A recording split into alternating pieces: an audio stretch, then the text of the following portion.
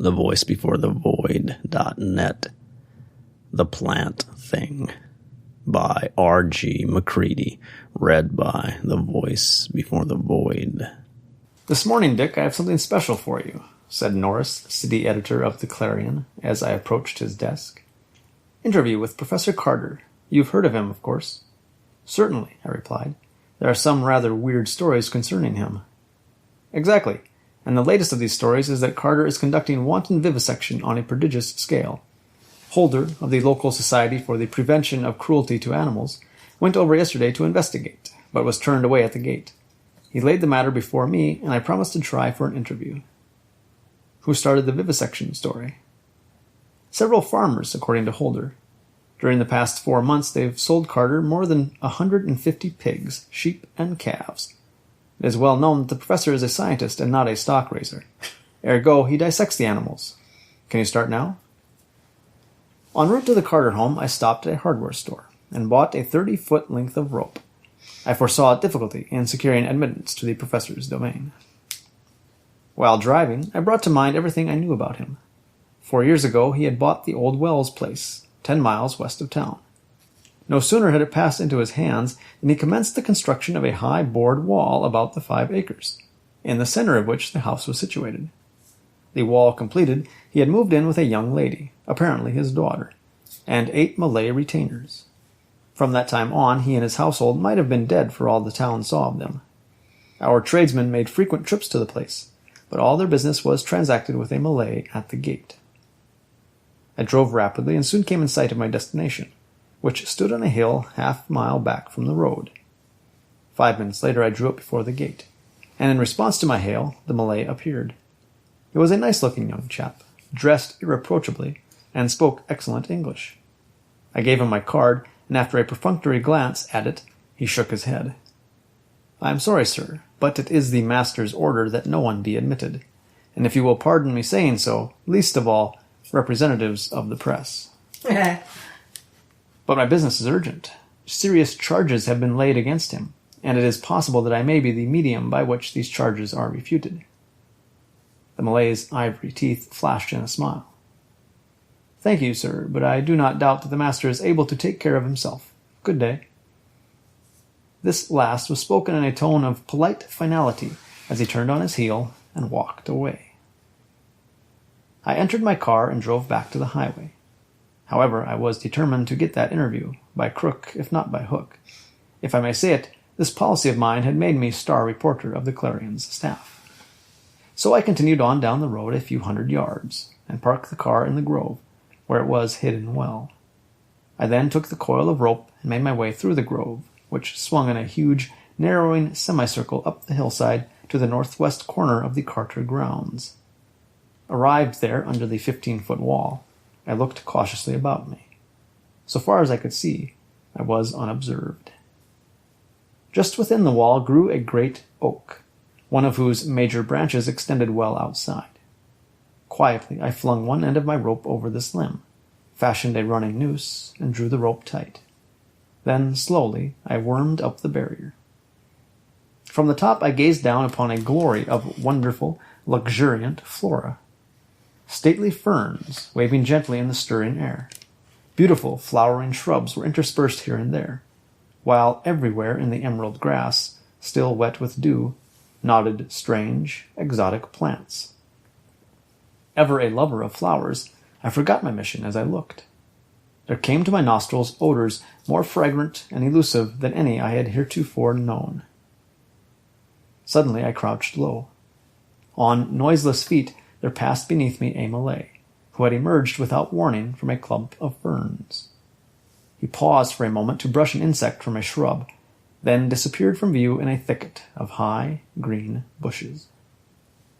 Stealthily I slid to the ground and started toward the house, guiding myself by the observations I had made while on the wall.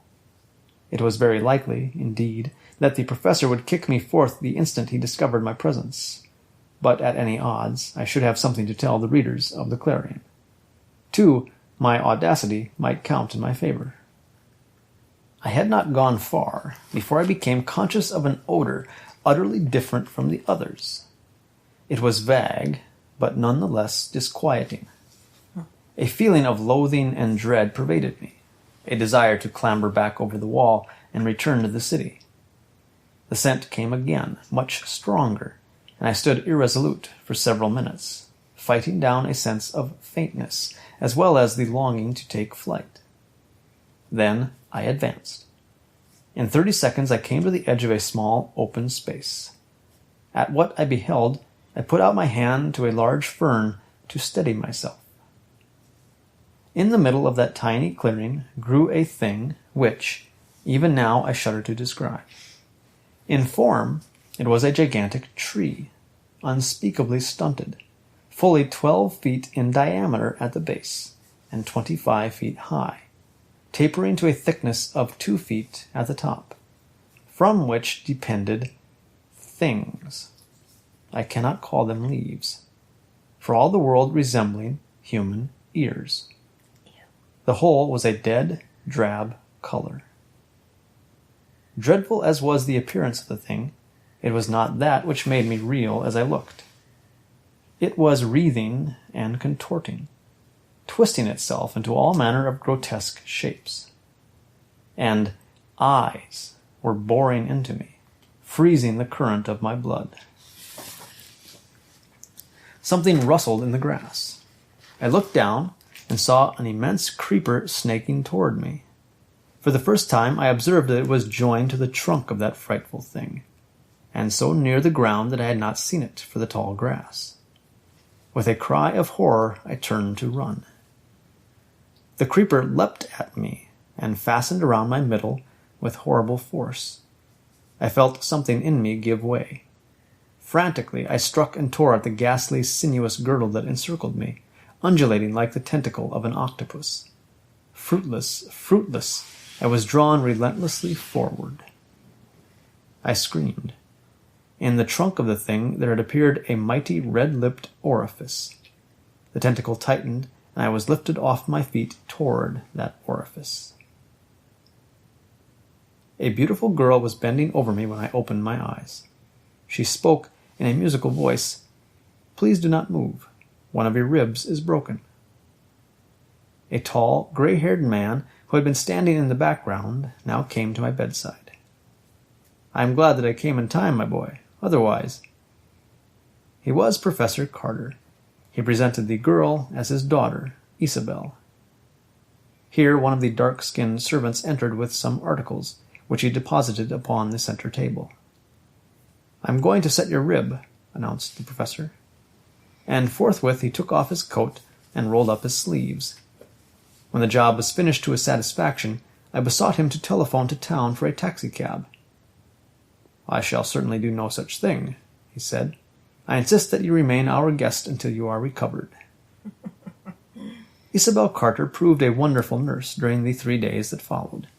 Indeed, the moment I had first looked into her deep black eyes, I knew that I loved her. I should have liked to remain in bed indefinitely with her to care for me, but was ashamed to do so.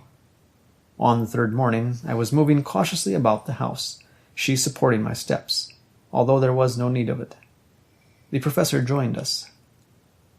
No mention had been made of my weird adventure in the grounds, but at my request he now told me how I had been saved from the hideous creature. "Your first cry reached my ears as I was walking toward the house, and I immediately dashed in its direction. You were about to be swallowed when I arrived.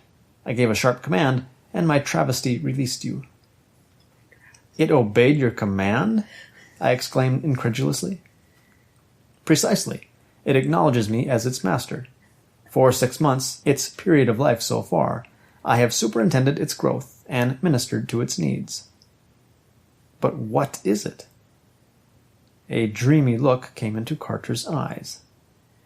"For many years, my brother scientists have sought for the so-called missing link between man and ape. For my part, I dare to believe that I have discovered the link between the vegetable and animal kingdoms. The creature out there, however, has, to my mind, not as yet passed the initial stage of its development.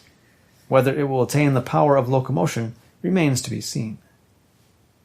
He paused, gazing out of the window, then continued.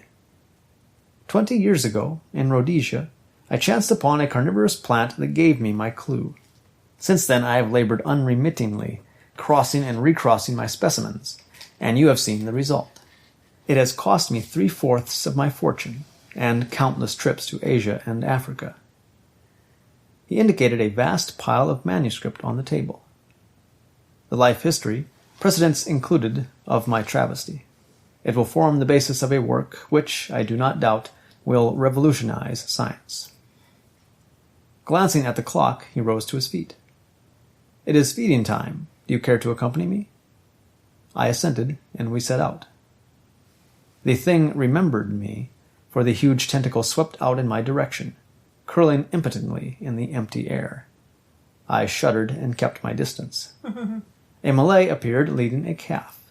It was lowing piteously, for it sensed danger. The tentacle threshed about, endeavoring to clutch the animal, which lunged back wild with terror. The man wrapped his arms about it and hurled it forward. It was seized. A loud cracking of bones broke the momentary silence, and was followed by an agonized cry. 6 feet from the ground, the great orifice gaped wide. The calf disappeared. A fleeting second, and the mouth closed. There was no sign of its location. The trunk was smooth and unbroken.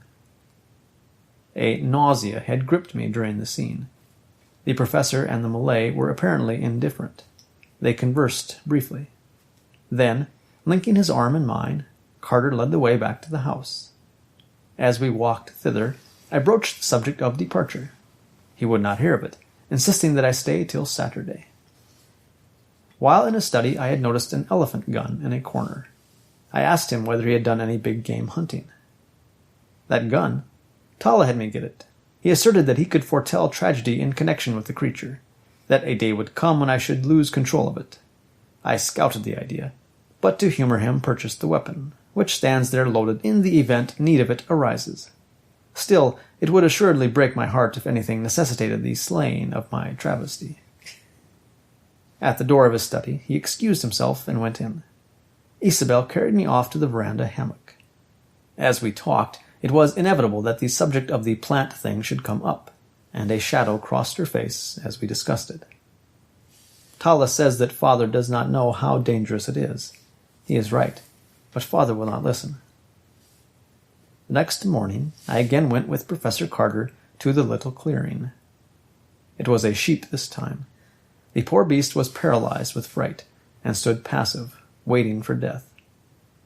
The tentacle shot forth, wavered a second, then encircled, not the sheep, but Professor Carter, who seemed stricken by surprise. He ripped out an order, "Off!" The tentacle only tightened. Agony settled upon Carter's face. I sprang forward to drag him back. The tentacle released its hold for one lightning flash, then seized us both. We strove in vain against the vice-like cable. The Malay, with a wild cry, turned and rushed down the path, shouting as he ran. The thing was playing with us as a cat plays with mice it has caught. It could have crushed us effortlessly, but the tentacle tightened by degrees. In spite of all we could do, we felt that we were being dragged forward to where the frightful red mouth yawned. Our eyes bulged, and I could see that Carter's face was taking on a greenish tinge. I extended my free arm, and our hands clasped. Then there was the roar of a gun at close quarters, and the tentacle gave a spasmodic jerk that flung us 20 feet. We rose, staggering. Tala stood by, the smoking elephant gun in his hands, staring at the thing. Following his eyes, we discerned a large, ragged hole in its trunk, from which a stream of blood was flowing and forming a great pool on the ground. Even as we looked, the travesty went into the death agonies, and as it wreathed, it emitted a sound that forever haunts me. Presently its struggles ceased. The professor buried his face in his hands. I had not noticed Isabel's presence. Now I turned and saw her beside me, gazing with horror-filled eyes at the terrible drooping form. I took her away from that tragic spot, for I knew that Professor Carter wished to be alone.